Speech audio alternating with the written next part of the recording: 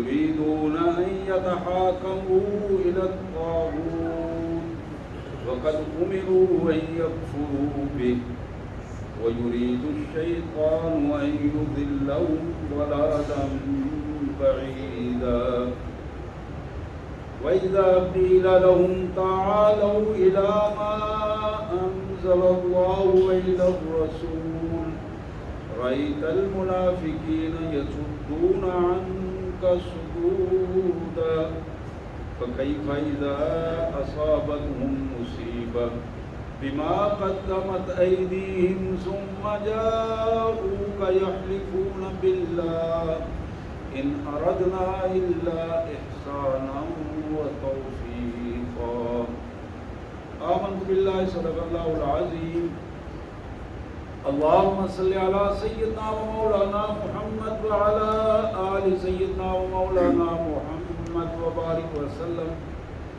اللهم صل على جميع الأنبياء والمرسلين وعلى الملائكة المقربين وعلى سائر الصحابة والتابعين وعلى عباد الله الصالحين.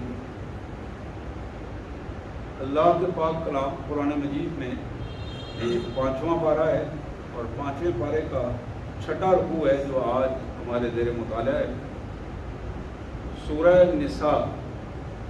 نساء کی آیت نمبر 60 سے لے کر 70 تک یہ 10 آیات ہیں جو آج کے ہمارے موضوع کی بنیاد ہیں.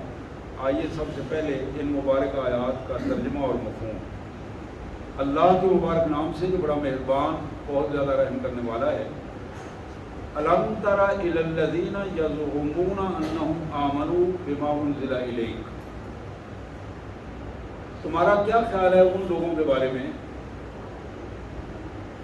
جن کے ذہن میں یہ بات پکی ہو گئی ہے کہ وہ ایماندار ہیں, پکے لوگ ہیں, مسلمان ہیں, ایماندار ہیں, وہ اپنے آپ کو ایماندار سمجھتے ہیں کہ قرآن پر بھی ان کا ایمان ہے اور قرآن کی پہلی کتابوں پر بھی ان کا ایمان ہے. یریدون ان یتحاکموا الی الطاغوت, لیکن ان کی زندگی میں جب بھی کوئی فیصلے کا موڑ آتا ہے تو وہ پھر طاغوت کی طرف چلے جاتے ہیں.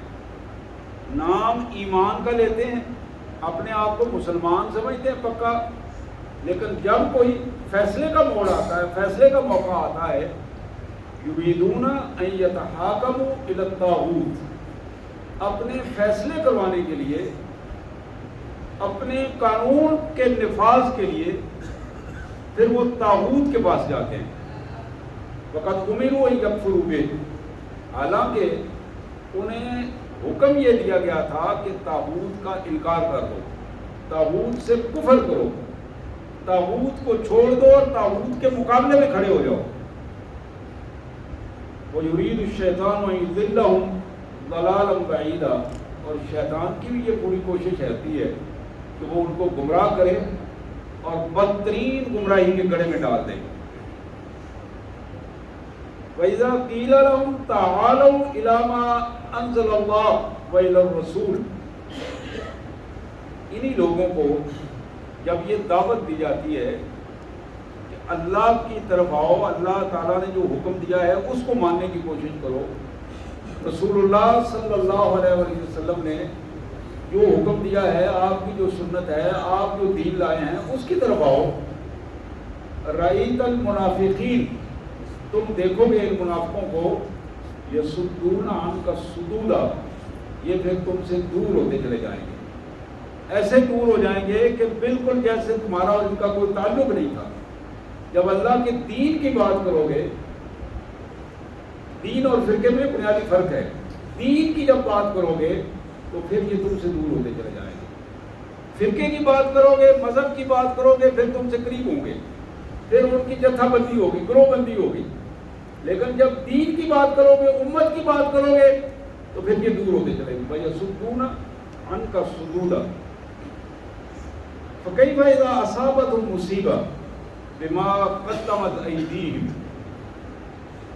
ذرا ان کی حالت اس وقت بھی دیکھنا کہ جب اپنے ہاتھوں کی کمائی کی وجہ سے, اپنی کرتوتوں کی وجہ سے یہ کہیں پھنس جائیں ان پر مصیبت آ جائے، اللہ کی طرف سے گرفت ہو جائے، ثم جاؤک، پھر یہ آپ کے پاس آتے ہیں، میرے رسول پھر آپ کے پاس آتے ہیں، یحلفون باللہ، پھر اللہ کی قسمیں کھاتے ہیں، یقین دلاتے ہیں، ان ارادنا الا احسانا و توفیقا، کہ ہمارا تو بالکل خیال اچھائی کا تھا، دین کا تھا، ہم تو اچھے کام کر رہے تھے، اچھے راستے پر نکلے تھے، بس تھوڑا لیٹ ہو گئے، تھوڑا دیر ہو گئی، تھوڑے چھوٹی چھوٹی مجبوریاں تھیں وہ پوری کی۔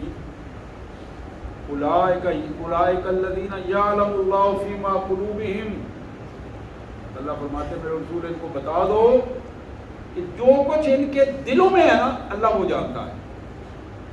یہ نہیں ہے کہ ان کی زبان سے کی باتیں جو ہیں وہی قابل قبول ہوں گی، اللہ بخوبی جانتا ہے جو ان کے دلوں کے اندر منافقت ہے، ان کے دلوں کے اندر دین کی دشمنی ہے، ان کے دلوں کے اندر جو دین سے دوری کی کیفیت ہے، اللہ بخوبی جانتا ہے۔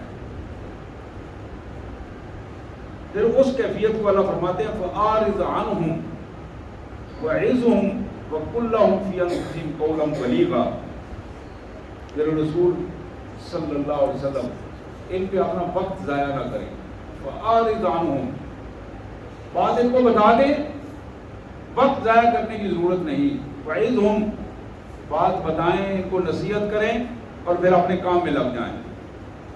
لیکن جب بھی ان کے بارے میں بات کریں تھوڑی بات کریں، قولاً بلیغا، تھوڑی بات کریں اور پیغام پہنچا کر ان کو ان کے حال میں چھوڑ دیں اور اپنا دین کا کام جو ہے وہ کرنا شروع کر دیں۔ وَمَا أَرْسَلْنَا مِن رَّسُولٍ إِلَّا لِيُطَاعَ بِإِذْنِ اللَّهِ، اللہ فرماتے ہیں کہ ایک اصول نوٹ کر لو، جتنے بھی نبی ہم نے اس کائنات میں بھیجے ہیں، جتنے بھی نبی بھیجے ہیں، رسول بھیجے ہیں، ان سب کی اطاعت کا حکم ہے بِإِذْنِ اللہ ہے، اصل اطاعت اللہ کی ہے، رسول کی ذات اطاعت والی نہیں، رسول کی ذات بذات خود اطاعت نہیں ہے، رسول خود اللہ کی اطاعت کرتا ہے اور جو کچھ فرماتا ہے وہ بھی اللہ کے حکم سے فرماتا ہے بِإِذْنِ اللہ۔ یہ ایک اہم اصول یہ ہے کہ رسول کی اطاعت اللہ کی اطاعت ہے، رسول کا حکم ماننا اللہ کا حکم ماننا ہے۔ اس لیے جو لوگ بھی رسول اللہ صلی اللہ علیہ وسلم کی اطاعت کرتے ہیں ان کے ذہن میں ہونا چاہیے کہ ہم اللہ تبارک و تعالیٰ کا حکم تسلیم کرتے ہیں، اللہ کی اطاعت کر رہے ہیں۔ وَلَوْ أَنَّهُمْ إِذ ظَلَمُوا أَنفُسَهُمْ جَاءُوكَ، کاش ان کو یہ بات سمجھ آ جاتی جب ان کے اپنی زندگی میں کوئی ایسا موقع آئے، ان سے کوئی گناہ ہو جائے، کوئی بڑا گناہ ہو جائے، اپنے اوپر کوئی ظلم کر بیٹھیں، جاؤک، تو پھر ان کا کام یہ ہے کہ یہ آپ کے پاس آئیں، پھر آپ کے پاس آ کر کیا کریں؟ فَاسْتَغْفِرُوا اللَّهَ، اللہ سے معافی مانگیں، اپنے رویے کو درست کریں، اللہ سے معافی مانگیں۔ جب اللہ سے معافی مانگیں گے وَاسْتَغْفَرَ لَهُمُ الرَّسُولُ، تو پھر اللہ کا رسول بھی ان کے لیے اللہ سے معافی مانگے گا، اللہ تعالیٰ سے مغفرت طلب کرے گا۔ لَوَجَدُ اللَّهَ تَوَّابًا رَحِيمًا،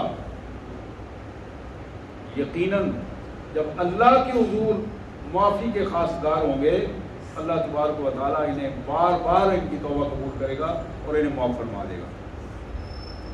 لیکن ساتھ ہی ایک اور اصول بھی بتا دیا، فَلَا وَرَبِّكَ لَا يُؤْمِنُونَ حَتَّى يُحَكِّمُوكَ فِي مَا شَجَرَ بَيْنَهُمْ،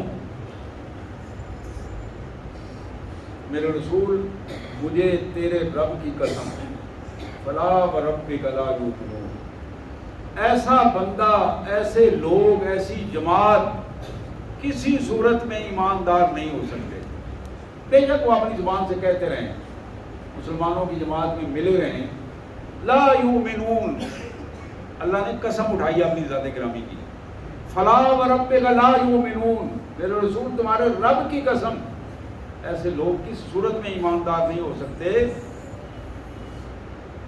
حتی یحکموک فیما شجر بینہم،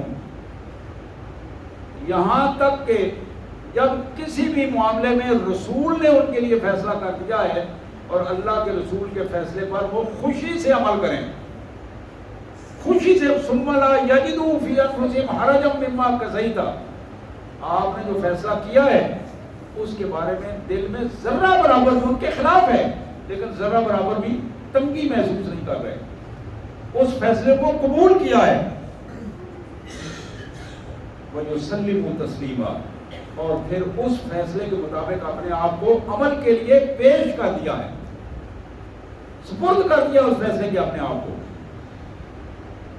اب اس کیفیت کو ایک اور انداز میں قرآن ہمارے سامنے بھی رکھتا ہے۔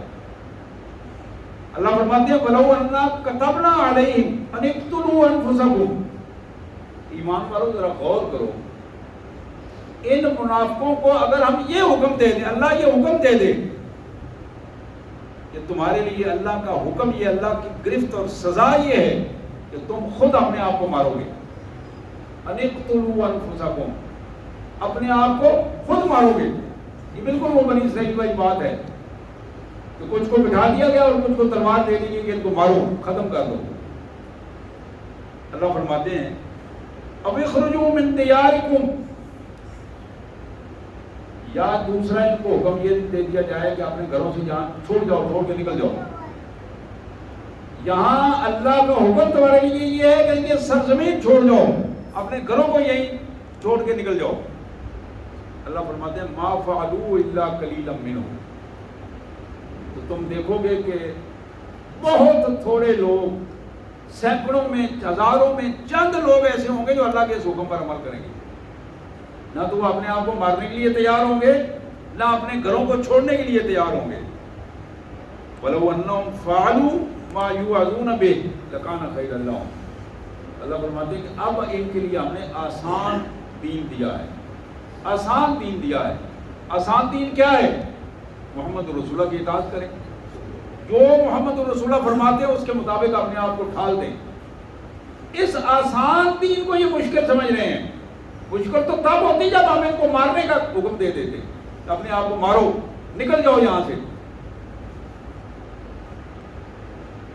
وَأَشَدَّ تَثْبِيتًا، اگر یہ محمد رسول اللہ کے دین کو سچے دل سے قبول کر لیتے، اس کے مطابق ڈھال لیتے، لَكَانَ خَيْرًا لَهُمْ، یہی ان کے لیے دنیا اور آخرت میں بہتر ہوتا۔ وَأَشَدَّ تَثْبِيتًا، اور یہ ان کے لیے بہترین ثابت قدمی کا ذریعہ ثابت ہو جاتا۔ وَإِذَا لَآتَيْنَاهُم مِّن لَّدُنَّا أَجْرًا عَظِيمًا، ہم اپنی طرف سے انہیں اجر عظیم کے خزانوں سے نواز دیتے، دنیا میں بھی خزانے دیتے اور آخرت میں بھی۔ یہ جو دوسروں کے سامنے ہاتھ پھیلا رہے ہیں، ہم اگر یہ ہمارے بن جائیں تو ہم اپنے خزانے انہیں عطا کر دیتے ہیں۔ وَلَهَدَيْنَاهُمْ صِرَاطًا مُسْتَقِيمًا، اور پھر صراط مستقیم پر ہم ان کی مسلسل رہنمائی کرتے رہتے ہیں۔ وَمَن يُطِعِ اللَّهَ وَالرَّسُولَ فَأُولَٰئِكَ مَعَ الَّذِينَ أَنْعَمَ اللَّهُ عَلَيْهِمْ مِنَ النَّبِيِّينَ وَالصِّدِّيقِينَ، اللہ فرماتے ہیں جس شخص نے بھی اللہ کا حکم مان لیا، رسول اللہ کا اطاعت گزار بن گیا، قیامت کے دن اس کا حشر اللہ کے انعام یافتہ لوگوں کے ساتھ ہوگا، نبیوں کے ساتھ ہوگا، صدیقوں کے ساتھ ہوگا، شہداء کے ساتھ ہوگا، نیک لوگوں صالحین کے ساتھ ہوگا۔ وَحَسُنَ أُولَٰئِكَ رَفِيقًا، سب سے خوبصورت رفاقت، دوستی، سب سے خوبصورت تعلق یہ ہے۔ ذَلِكَ الْفَضْلُ مِنَ اللَّهِ، یہ ہے اللہ کا فضل۔ وَكَفَىٰ بِاللَّهِ عَلِيمًا، اور اللہ بخوبی جانتا ہے جو کچھ تم کر رہے ہو۔ میرے انتہائی واجب الاحترام بھائیوں، یہ آیات تھی سورہ نساء کی آیت نمبر 60 سے 70 تک، جن کا ترجمہ مفہوم اپنے انداز میں نے آپ کے سامنے رکھا۔ آئیے میں لے جاؤں آپ کو رسول اللہ صلی اللہ علیہ وسلم کے دور مبارک میں۔ فاتح مصر عمر بن عاص رضی اللہ تعالی عنہ بیمار ہیں، مرض الموت کی کیفیت ہے، پریشان ہیں، لیکن سٹیٹس یہ ہے کہ فاتح مصر ہیں، یہ کوئی چھوٹا سا سٹیٹس نہیں ہے. ان کا بیٹا عبداللہ بن عمر بن عاص رضی اللہ تعالیٰ عنہ کثیر الروایہ ہے، وہ نوجوان جس نے رسول اللہ صلی اللہ علیہ وسلم کی احادیث میں زیادہ احادیث میں ہم لوگوں کو پیش کی ہیں، کثیر الروایہ. جناب عمر بن عاص رضی اللہ تعالیٰ عنہ گھر میں لیٹے ہوئے ہیں. چند صحابہ کرام جو قریبی دوست تھے وہ آئے عیادت کے لیے. بیٹا بھی پاس ہی ہے. پوچھا کیف انت یا عمر، عمر کیا حال ہے، طبیعت کیسی ہے. یہ بات جب سنی تو حضرت عمر بن عاص نے منہ دیوار کی طرف کر لیا، اپنے دوستوں کی بجائے منہ دیوار کی طرف کر لیا، رونا شروع کر دیا. اتنا روئے کہ آواز، رونے کی آواز محسوس ہوئی، ہچکیاں لے کر رونا شروع کیا. ساتھیوں نے کہا تو خدا کے بندے، تم تو مصر کے فاتح کا ٹائٹل لے کر آئے ہو، اتنا بڑا ٹائٹل، اور پھر رو رہے ہو، موت سے ڈر کے رو رہے ہو. کیا موت قریب آ گئی ہے اور رونا شروع کر دیا؟ تم تو بڑے بہادر ہو، یہ کیا کر رہے ہو؟ بیٹا بھی پاس تھا، اس نے بھی بڑی تسلی دی کہ ابا جی کیوں رو رہے ہیں؟ اللہ کے رسول صلی اللہ علیہ وسلم آپ سے بڑی محبت کرتے تھے، آپ نے بہت ساری باتیں آپ کے بارے میں ارشاد فرمائی ہیں، آپ کیوں رو رہے ہیں؟ جب ساتھیوں نے اصرار کیا تو آپ نے ساتھیوں کی طرف توجہ دلائی، منہ دوسری طرف کیا اور کہا سنو میرے بھائیوں، خدا کی قسم عمر موت سے نہیں ڈرتا. پہلی بات جو تمہیں محسوس ہوئی ہے، مجھے موت سے کوئی خوف نہیں، موت آنی ہے. میرے آباء و اجداد زمین کے نیچے ہیں، میں میدان جہاد میں اپنے آپ کو میں نے زخمی کیا ہے، دشمن کے سامنے کھڑا ہوں، میرا زخمی جسم اس کی شہادت دیتا ہے کہ میں موت سے نہیں ڈرتا. کہنے لگے پھر روتے کیوں؟ کہنے لگے آؤ میں تمہیں بتاؤں کہ مجھے رونا کس چیز پر آ رہا ہے. یہ وہ پوائنٹ ہے جو میرے اور آپ کے لیے بڑا اہم ہے، اور میری بہنوں کے لیے بھی یہ پیغام بڑا اہم ہے. توجہ سے ذرا سنیں گے تو بات سمجھ آئے گی. رسول اللہ کا صحابی ہے، جلیل القدر صحابی ہے، معمولی صحابی ہے، جلیل القدر صحابی ہے، فاتح مصر ہے، عمر بن عاص. کہنے لگے میری زندگی کے 3 دور تھے، میری زندگی کے 3 دور گزرے ہیں.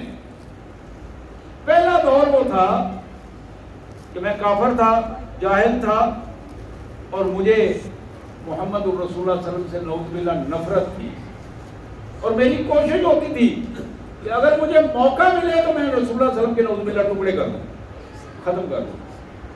اور میں نے کئی دفعہ اس کا ارادہ کیا، کوشش کی، اور مجھے یقین ہے کہ میں اس دور میں اگر مر جاتا تو سیدھا جہنم میں ہوتا. میرا کوئی اور ٹھکانہ نہیں تھا، آگ میں ہوتا، جہنم میں ہوتا. تو کہنے لگے پھر ایک موقع آیا کہ میرے اللہ نے مجھے ہدایت دی، میرے ذہن میں راستی کی پوزیشن آئی، کائنات کے مالک نے مجھے وہ راستہ دکھایا جو ہدایت کا راستہ تھا. میں نبی محترم صلی اللہ علیہ وسلم کے پاس آیا، آ کے بیٹھا تو میں نے عرض کی ارسط یمینک یا رسول اللہ، اللہ کے حبیب اپنا دایاں ہاتھ آگے کیجیے، میں آپ کی بیعت کرنا چاہتا ہوں، میں آپ کی بیعت کرنا چاہتا ہوں. یہ سردار تھا اپنی قوم کا، بنو امیہ کے خاندان سے. حضور صلی اللہ علیہ وسلم بڑے خوش ہوئے، اللہ تعالیٰ نے ایک اور زیرک انسان اور بہادر انسان اپنے دین کے لیے بھیجا ہے. تو عمر کہتے ہیں جب حضور صلی اللہ علیہ وسلم نے ہاتھ آگے کیا فقبضت یدی، میں نے اپنا ہاتھ پیچھے کر لیا. حضور صلی اللہ علیہ وسلم نے پوچھا مالک یا عمر، عمر کیا ہوا ہے، اور یہ کیسی حرکت تم نے کی؟ مجھے کہا ہے ہاتھ آگے کرو اور خود اپنا ہاتھ پیچھے کر لیا. کہا، کہنے لگے میں نے عرض کیا کہ اشترط یا رسول اللہ، میرے آقا میں ایک شرط لگانا چاہتا ہوں. آپ نے فرمایا کیا شرط لگانا چاہتے ہو؟ کیا شرط لگانا چاہتے ہو؟ عرض کی میرے آقا میں بڑا گناہگار ہوں, زندگی میں بڑے ظلم کیے ہیں, زندگی میں بڑے ظلم کیے ہیں, بڑا گناہگار ہوں. میں یہ چاہتا ہوں کہ میں جب کلمہ پڑھوں آپ کی بیعت کروں تو اللہ تعالیٰ میرے سارے گناہ معاف کر دے. یہ میری شرط ہے. عمر کہتے ہیں میرے آقا صلی اللہ علیہ وسلم مسکرائے اور فرمانے لگے اوا علمتا, تو نہیں جانتا ان الاسلام یہدم ما کان قبلہ, اللہ کا یہ دیا ہوا انعام ہے کہ کوئی بندہ جب اسلام قبول کرتا ہے اللہ اس کی پچھلی ساری زندگی صاف کر دے, ساری زندگی کے گناہ پاک ہو جاتے ہیں, ساری زندگی صاف ستھری ہو جاتی ہے. گویا اس نے آج نئی زندگی اسلام کے ساتھ شروع کی ہے. جناب عمر کہتے ہیں خدا کی قسم, خدا کی قسم میں نے اپنی نگاہیں اٹھائیں, محمد رسول اللہ صلی اللہ علیہ وسلم کے پاک چہرے پر نگاہ ڈالی. یہ وہ چہرہ تھا جو جہالت میں جس سے مجھے نفرت ہوتی تھی, میں اسے دیکھنا نہیں چاہتا تھا. آج وہ چہرہ جب میں دیکھ رہا ہوں تو مجھے دنیا بھر سے خوبصورت اور سب سے اچھا چہرہ محمد رسول اللہ صلی اللہ علیہ وسلم کا ہے. میرے دل نے گواہی دی اس شخص سے سچا انسان, خوبصورت انسان دنیا میں پیدا نہیں ہوا. کہتے ہیں میں نے دیکھا رسول اللہ صلی اللہ علیہ وسلم کا رخ انور چمک رہا تھا, خوشی سے تمتما رہا تھا. پھر کہتے ہیں یہ میری زندگی کے دو دور تھے. اس دوسرے دور میں میں نے محمد رسول اللہ صلی اللہ علیہ وسلم کی اطاعت کی, آپ کا حکم مانا ہے, آپ کے ساتھ زندگی گزاری ہے. اور مجھے یہ یقین ہے کہ اگر میں اس دور میں فوت ہو جاتا تو میں سیدھا جنت میں جاتا. اگر میں رسول اللہ صلی اللہ علیہ وسلم کی اس اطاعت میں اس دنیا سے فوت ہو جاتا, نکل جاتا, میری موت آ جاتی تو میں سیدھا جنت میں جاتا. تو کہنے لگے اب حضور کے بعد ایک وقت گزرا ہے, یہ وقت جناب ابو بکر صدیق کا دور ہے, یہ وقت جناب فاروق اعظم رضی اللہ تعالیٰ عنہ کا دور ہے, یہ وقت جناب عثمان غنی رضی اللہ تعالیٰ عنہ کا دور ہے, یہ وقت جناب علی المرتضی حیدر کرار رضی اللہ تعالیٰ عنہ کا دور ہے, یہ جناب حسن کا دور ہے, یہ جناب ابی معاویہ رضی اللہ تعالیٰ عنہ کا دور ہے. اب یہ ادوار گزرے ہیں جو میں نے حضور صلی اللہ علیہ وسلم کے بعد گزارے ہیں. ان ادوار میں مجھ سے بہت ساری زیادتیاں ہوئی. یہ کون کہہ رہا ہے؟ صحابی رسول کہہ رہے ہیں, جناب عمر بن عاص رضی اللہ عنہ. کہتے ہیں اب میں دوراہے پہ کھڑا ہوں, چوراہے پہ کھڑا ہوں, فیصلہ نہیں کر پا رہا ہوں کہ میں نے کدھر جانا ہے, میرا مستقبل کیا ہے, میرے ساتھ کیا ہوگا. ہمارا ایمان کہتا ہے کہ وہ جنتی ہیں, صحابی رسول ہیں, اللہ تعالیٰ ان کو ان کے قبر کو نور سے بھر دے. لیکن ان کا نیت جو ہے وہ ہمارے لیے ایک بہترین نشان راہ ہے کہ اتنے ٹائٹل لے کر بھی صحابیت کا بہت بڑا ٹائٹل ہے, فاتح مصر کا بہت بڑا ٹائٹل ہے, لیکن قوت احساس کی بات یہ ہے, کہتے ہیں کہ یہ تیسرا دور اتنا خطرناک دور گزرا ہے میری زندگی میں کہ میں اب جنت یا جہنم کا فیصلہ نہیں کر پا رہا ہوں. اور پھر بیٹے کو کہتے ہیں بیٹا میری بات ذرا توجہ سے سنو, عبداللہ میری بات توجہ سے سنو, ہو سکتا ہے میرے چند لمحے اب باقی ہوں, میں محسوس کر رہا ہوں کہ میری موت قریب ہے, جب میں مر جاؤں میری روح برباد کر جائے تو پہلی فرصت میں جلدی سے کوشش کرنا کہ مجھے نہلا دھلا کر تکفین کر کے میری تدفین کر دینا. حضور کے جتنے صحابہ ہیں ان کو اطلاع دینا اور وہ آگے جنازے میں آئیں اور تدفین کرنا. لیکن ایک اہم بات کی کہ جب مجھے دفن کر چکو تو میری قبر میں کھڑے ہو جانا اور دعا کرنا.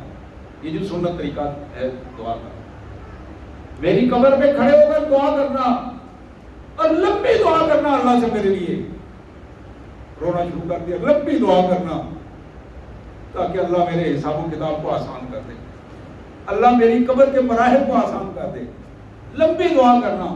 پھر مثال دی، کہنے لگے اس طرح دعا کرنا جس طرح ایک اونٹ لایا جائے، اسے ذبح کیا جائے، اس کا گوشت بنایا جائے، تقسیم کر دیا جائے، جتنا وقت اس میں لگتا ہے میری خواہش ہے کہ اس وقت سے زیادہ تم میرے لیے میری قبر پہ کھڑے ہو کر دعا کرو تاکہ اللہ تعالیٰ میرے لیے آسانیاں پیدا کر دے۔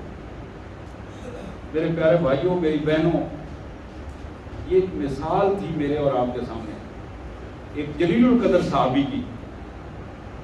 یہ دور تو ہماری زندگی میں بھی آتے ہیں، ایک دور ہوگا، دو ہوں گے، تین ہوں گے، ہمیں اپنی زندگی کو بھی کبھی جائزہ لینا ہے، ہم کہاں کھڑے ہیں، ہم کہاں کھڑے ہیں، جاہلیت کتنی تھی اور وہ جہالت اب تک چلی آ رہی ہے یا ہم نے چھوڑ دی ہے یا اس سے توبہ کر لی ہے یا ہم نے اپنے آخرت کا کوئی بندوبست کیا ہے، سوچا ہے اس بارے میں کہ کل ہمارے ساتھ کیا ہوگا، کل قبر میں، موت میں، قبر میں، حشر میں کیا کیفیت ہوگی، اس کے لیے کوئی تیاری کی ہے، یا اب بھی ہم اسی طرح ظالموں کے ساتھ کھڑے ہیں، اب بھی ہم اسی طرح کسی پر خود ظلم کرنا جائز سمجھتے ہیں، دوسرے کا حق کھانا جائز سمجھتے ہیں، اب بھی ہم اسی طرح دنیا کو سمیٹ رہے ہیں۔